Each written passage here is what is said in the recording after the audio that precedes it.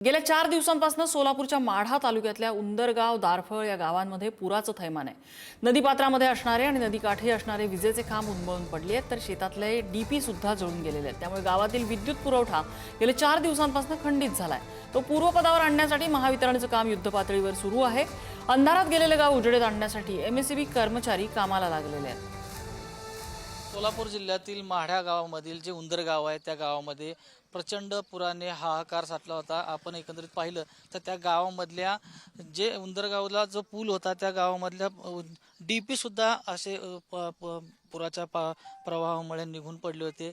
जे लाईटचे डांब होते ते सुद्धा पाण्याने खाली पडलेले होते आणि आता गेले 4 दिवसापासून गावामध्ये लाईट नव्हती। ते आता महावितरण कंपनीच्या वतीने आता जे खांब पाण्याच्या पुरामध्ये पडलेले होते ते आता वाकलेले होते ते आता काढण्याचं काम सध्या सुरू आहे आणि आता गावामध्ये लाईट बसवण्याचं काम सध्या आता या उंदर गावामध्ये सुरू आहे। 4 दिवस झालं गाव जे अंधारात होतं ते आता उजेडात करण्याचं काम आता सध्या महावितरण कंपनीच्या वतीनं आता प्रगतीपथावर सध्या सुरू आहे।